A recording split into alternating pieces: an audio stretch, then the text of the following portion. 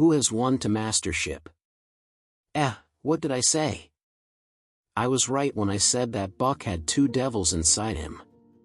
Francois did not find Spitz the next morning. Also, he noticed that Buck had many wounds.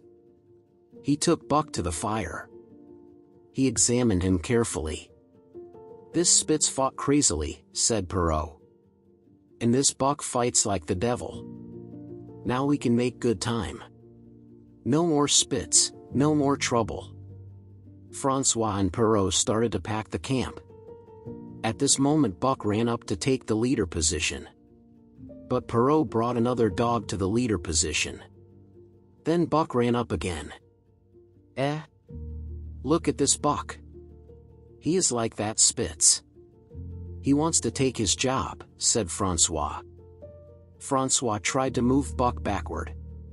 But Buck did not want to move. Buck showed his teeth to the dog in the leader position. The dog was afraid of Buck. Francois was angry. "Go away, or I will beat you," said Francois to Buck. Francois took the club and showed it to Buck. Buck remembered the man in the red sweater. He moved backward a bit. Then Francois threw down the club. Buck was in open protest. He wanted to have leadership. After all, Buck fought with Spitz for his leadership. It was his by right. Buck ran around the camp and did not come closer. Francois and Perrault could not understand him. They spent a lot of time. They lost 1 hour of their road. Francois came to the leader position in the harness. He called to Buck. Buck ran up to Francois very quickly.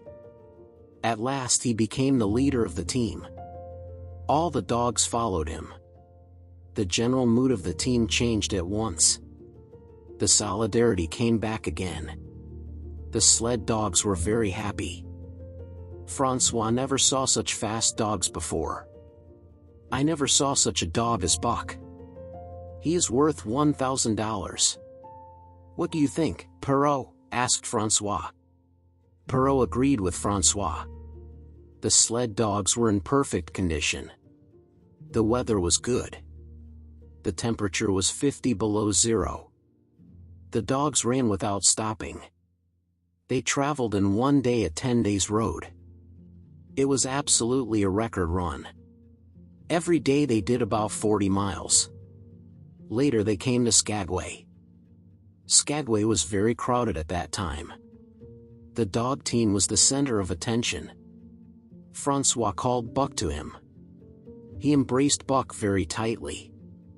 Buck never saw Francois and Perrault again. Later a Scotchman bought Buck and other sled dogs. Buck and other dogs hauled a heavy mail train back to Dawson. It was not done in record time. They carried many letters. Buck did not like it. He was very bored. It was a monotonous life, with a kind of machine regularity. One day was very like another.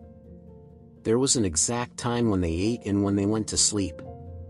At night they made camp, collected firewood, and fed the dogs. Sometimes Buck sat near the fire and thought about his life. He remembered Judge Miller and his big house in sunny Santa Clara Valley. But he also remembered the man in the red sweater and the fight with Spitz. Such memories were not powerful. Buck was very far from the Southland. So he often saw 2 coals in the fire. These 2 coals were very similar to the eyes of a big beast. It was not an easy run. The sled dogs worked very hard. They were absolutely tired. Their strength was not enough. Then they reached Dawson. They needed at least a week's rest. But the Golden Rush had no rest. And the sled was full of letters. The drivers tried to make the road easier for the dogs. Every night the dogs ate first. But the dogs had no strength anymore. But Buck kept the team's strong discipline. Over time one dog called Dave fell seriously ill. Dave could not stand on his feet. He cried out with pain. The Scotchman examined him carefully. But he could not understand what was wrong with that dog. The drivers did not know what to do. Dave fell in the harness and was absolutely powerless.